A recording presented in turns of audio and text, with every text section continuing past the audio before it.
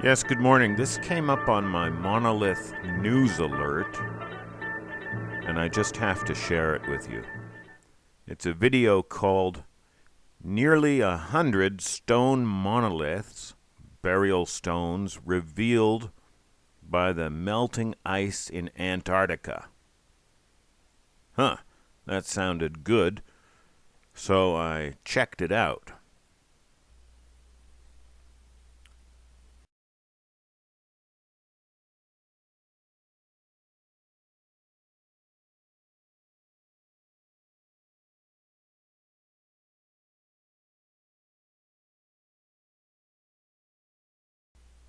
Wow. There's a link to this video in the description. Please go there. Please like that video and subscribe to that channel. I think they've earned it. Now these look kind of like the Karnak stones in France and many other similar places all over the world. So I go down and take a look for myself, and yep, there they are. All right. Making straight lines and angles.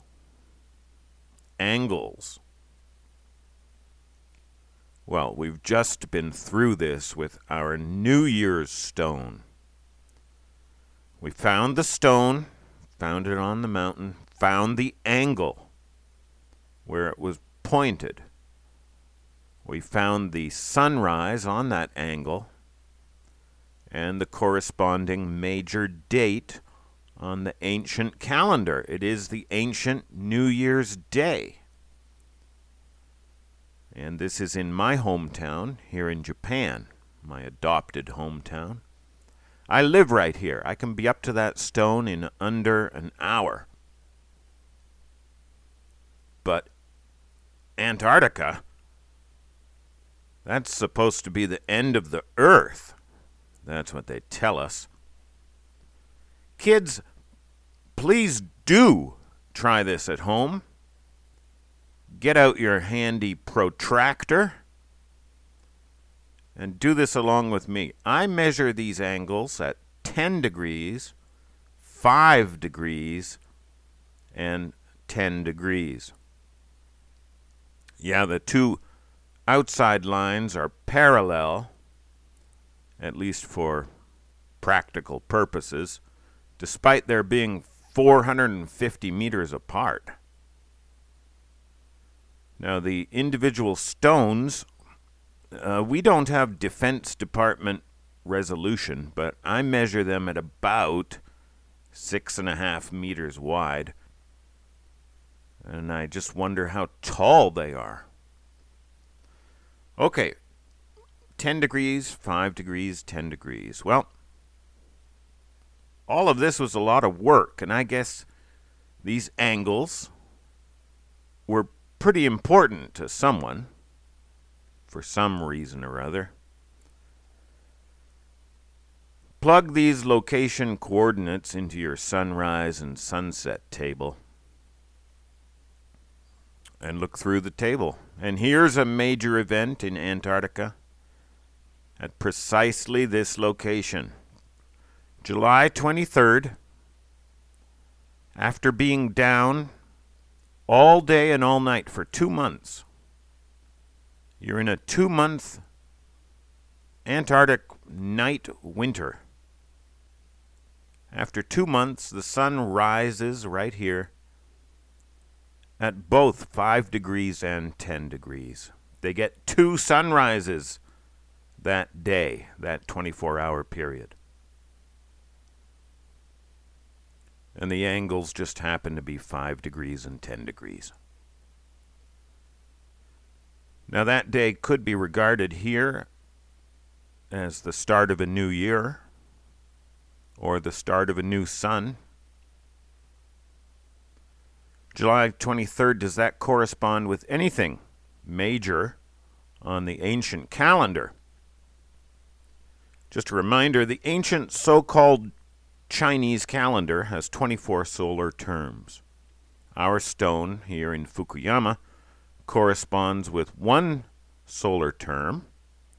The Japanese call it Rishun, the start of spring, and the start of the ancient New Year. It's the ancient New Year's Day. July 23rd marks a solar term. It starts a solar term. The Japanese call it Taisho, greater heat. Now, on January 27th, if you stand north of the middle line and look south, the sun sets at 185 degrees. And that is the first sunset after 2 months of light. So this line, at least, is multi-purpose. And we know that some of the lines on our colossal solar calendar here on Mount Hiba are also multi-purpose. Even if not designed that way, they are that way. January 27th does not correspond to a major date on the ancient calendar, but it still works to mark that important sunset. So what do we have here? Megaliths, giant stones, angles, important angles, sunrises and sunsets, major dates marking solar terms on the ancient calendar. It seems to me that we're talking the same language here in my city and here at the end of the earth. Now, I don't know what's going on, but I'll bet you everything that the ancient Chinese didn't put these stones here.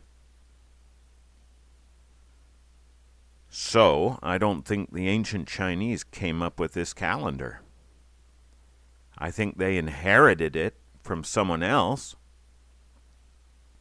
even as we English speakers inherited an alphabet from people far, far away and long ago. But the ignorant might call it the English alphabet. They don't know better. I don't think the ancient Japanese put these stones here. No one has ever demonstrated that they had the tools, technology, learning.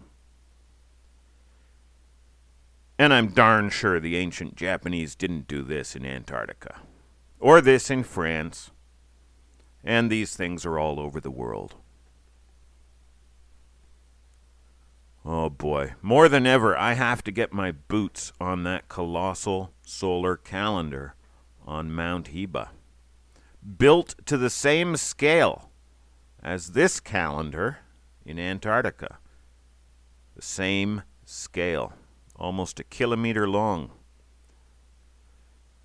And again, these are all over the world, and the ancient Chinese didn't do it.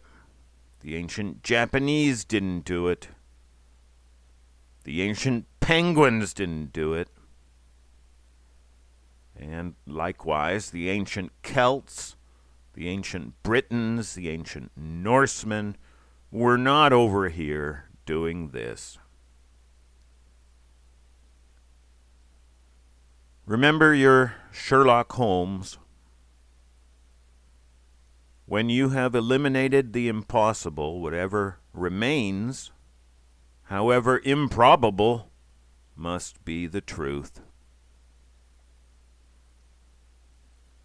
So, it looks like to me that we need to look for a past global culture of unbelievably intelligent and capable people, not cavemen. People all of one language and culture who would be watching for times and seasons in the heavens, who all disappeared at the same time. They left the stage abruptly. I wonder if we can find anything like that.